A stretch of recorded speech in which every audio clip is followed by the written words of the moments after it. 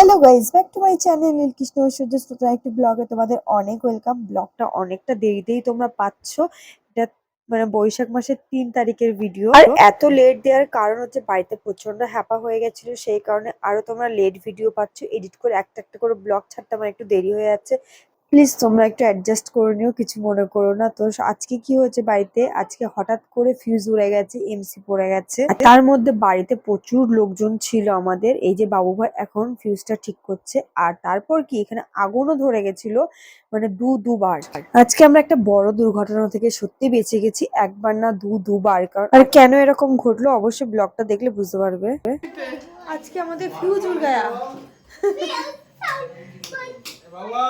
প্রথমে যখন কারেন্ট ইয়ে করলো না, বাস্ট করলো, আমার ছিটকে উঠেছে একেবারে। সেকেন্ড ওদিকে আবার আমি ভাগ্যে যখন হাতটা জ্যাকে দিই না, ওটা খুলতে যাচ্ছিলাম। আর আগে তো আমাকে ওটা অফ করে দিচ্ছে, জানো অমনি হয়েছে, তাও আমাকে দিয়ে অফ করে। কে বাবু ভাই? না শারদা। কোথায়? আগের দিনও তো এসিতে অমনি হয়েছে। কালকে পট পট করে আওয়াজ হলো বলে আমি ওটা অফ করছিলাম। ঘুমাচ্ছ? বহুত গরমি হে বাবা। এরকমও যে হয় সত্যি বুঝতে পারিনি। অ্যাকচুয়ালি এসির ভিতরে প্রচন্ড ধুলো জমে গেছিল, যেটা আমি ক্লিন করিনি। আর এসি হাওয়াটা কম দিচ্ছিল, তো কিছু প্রবলেম হচ্ছিল। আমি জাস্ট জ্যাকটা বন্ধ করতে গেছিলাম, মানে জ্যাকটা খুলতে গেছিলাম, সুইচটা অফ করতে গেছিলাম, তখনই পুরো প্লাগটা বাস্ট করে। আর সঙ্গে সঙ্গে এমসি পড়ে যায়, ফিউজ উড়ে যায়, মানে অনেক কীর্তিকাণ্ড হয়ে যায়। প্লাস পরে আবার বাবু ভাই যখন হাত দিতে গেছিল, ফের সেকেন্ড আবার ওটাতে পুরো আগুন ধরে যায়, মানে পুরো প্লাগটা পুরো পুড়ে যায়। আর তেমনি গরম এই দুদিন পড়ছে, তোমরা প্রত্যেকে জানো। আর আমাদের অবস্থাও ভীষণ খারাপ। এ দেখো এসির অবস্থা, লাগছে গরম। মানুষ মাম তার মধ্যে মাথা ঘষেছ।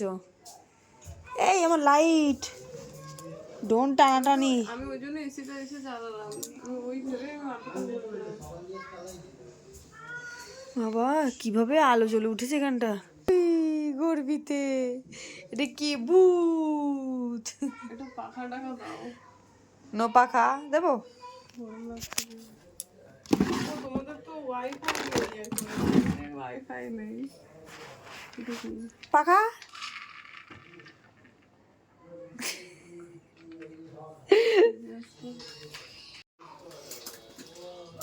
ওটাও গেছে না, বোর্ডটা পুড়ে গেছে, দেখতে পাচ্ছ না? ভেতরটা হয়তো কালো হয়ে গেছে।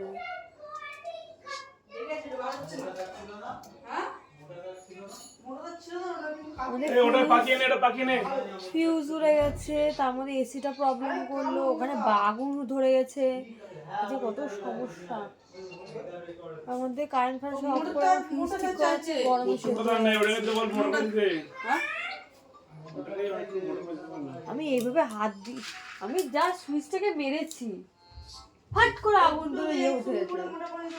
এক লাফে এখানে চলে এসেছি, ফের বাবু বাড়ি গিয়ে তো তার হাত দেওয়ার আগে বাস্ট করলো। ভয় পেয়ে গেছি পুরো আজকে।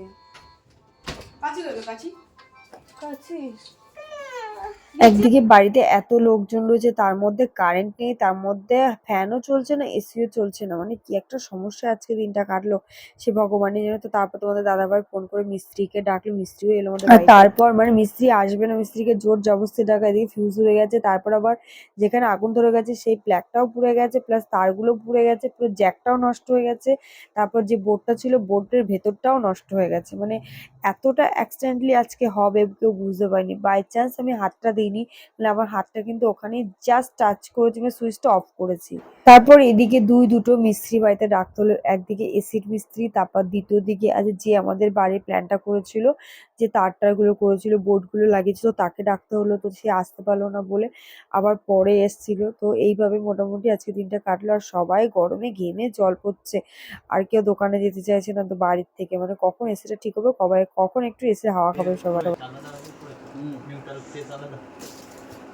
ফেসটা থাকা এদিকে, মানে তুমি বোর্ডের সামনে দাও এইদিকে ফেস হবে ডান দিকে, আর বাম দিকে তোমার নিউট্রাল হবে, আর তোমার উল্টো এদিকে ফেস এদিকে নিউট্রাল। এরা উল্টোতেছে লোক, ওই জন্য এরা উল্টোতেছে লোক। এদের দোষ না তো, তবুও তো বুঝতে তো পারবে, আগে যখন এসি লোকটা ঠিক এর আগেও তো এসি জ্যাক ম্যাক দিতে তখন তো বলেনি কেউ, নাকি বলেছে তাও জানি না।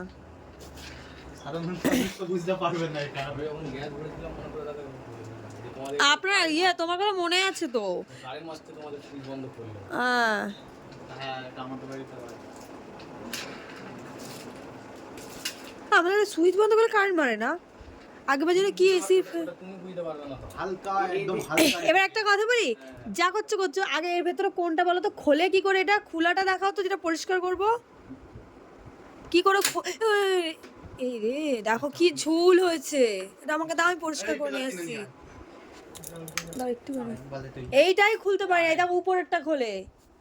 ইস কি অবস্থা, আমার এসে হাওয়া হবে কি করে? এসে হাওয়া হচ্ছে না, দাঁড়াও।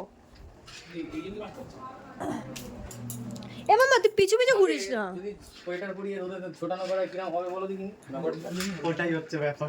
দেখো তো কি পুরো তো হাওয়া বেরোনোর মতো অবস্থাই নেই, হাওয়া বেরোবে কি? কারেন্টের লোক ডাকো, এইটা পুরো গলে গেছে। এটা লাইন দিলে আবার দুই জুড়ে যাবে। কারেন্টের লোক ডাকো একবার। এবার ফ্যান চালিয়ে দিন। আর এটাও গলে গেছে, গলে গিয়ে ফেস নিউট্রালটা এক হয়ে গেছে, দিয়ে এখানে ওই জন্য বাস্ট হয়েছে। ওটা তুমি খুলে ঠিক করতে পারবে না ওই জ্যাকটা? এ আমার কম মনে হয়, আমি তো পারি না করতে।